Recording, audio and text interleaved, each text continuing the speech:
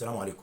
الى جماهير النادي الاهلي، مفيش صفقات ولا اي كلام عن صفقات ولا ملف من ملفات النادي الاهلي من ناحيه الصفقات لحد دلوقتي، واللي بيتردد على مواقع التواصل الاجتماعي لغايه دلوقتي ده كله هري من اعلام الزمالك اللي مالوش حاجه وشغلانه غير النادي الاهلي علشان يشتت جماهير النادي الاهلي واداره النادي الاهلي قبل النهائي. لكن في الاول والاخر كالعاده ده هري من اعلام الزمالك علشان تتفتح ملفات الصفقات شهر من دلوقتي، والفيديوهات اللي قدموها السماسره للاعبين للنادي الاهلي علشان كولر يتفرج عليها. ولكن كان رد كولر قال ان مفيش صفقات ولا اي كلام عن صفقات، ورفض ان هو يتفرج على الفيديوهات دلوقتي، وقال ان انا ممكن اتفرج على الفيديوهات دي بعد 12 يوليو. كولر مركز على النهائي في 11 يوليو ولاغي اي كلام عن صفقات لحد ما يخلص النهائي ونجيب ان شاء الله النجمه ال11. وقال انا بمتلك افضل لعيبه في افريقيا وكلهم بينافسوا على نهائي افريقيا ومعظمهم بيلعب منتخب، ولكن الموسم الجاي انا عايز دعم في مركزين بس. حتى ما ذكرش اسماء المركزين اللي هو عايزهم، وده دليل كبير ان هو مركز في شغله وما بيتفرجش على اي حاجه تخص التواصل الاجتماعي. وقال انا عندي 3 ماتشات من ضمنهم ماتش الترجي اللي انا عامل حسابه كويس جدا ومركز فيه جدا ومش مطمن 100%، ولازم اعمل حسابي جدا لان الترجي فريق كبير ويتعمل له حساب. النهارده في التمرين قال للعيبه مفيش اي غرور،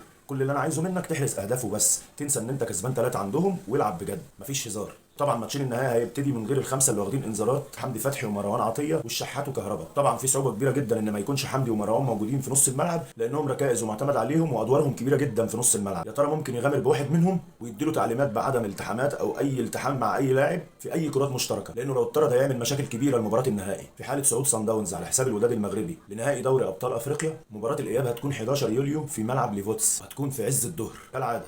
المفروض ان الماتشات كلها بتتلعب الساعه 10، دي المباراه الوحيده اللي دايما بيحبوا يخلوها في عز الظهر علشان يوتروا لعيبتنا. النادي الاهلي هيبتدي يرتب نفسه يا اما يلاعب سان داونز او الوداد، وفي كلتا الحالتين هيكون مركز جدا ان هو يعمل حساب لكل مباراه. ده طبعا هيتحدد بعد ما يلعبوا المباراه ونشوف مين اللي كسب منهم. كولر فكر للحظه وقال لو لعبنا سان داونز هنلعب في عز الظهر، فقرر قرار كويس جدا انه يعمل التدريبات كلها في عز الظهر كلها بالاجماع، وهيحاول يلعب ماتش في الدوري يا اما مع سيراميكا يا اما مع طلائع الجيش يا اما مع انبي في الظهر، عشان يبقى عمل حسابه ان هو اتدرب التدريبات كلها في عز الظهر وفي نفس الوقت يشارك في ماتش الظهر. توفيق للنادي الاهلي، وان شاء الله بامر الله ال11 اهلاويه مهما يزعزعوا استقرار النادي الاهلي برضه الاهلي ثابت، وبرضه الاهلي عمهم واسياد افريقيا. اهلاوي انا والفخر ليا. السلام عليكم.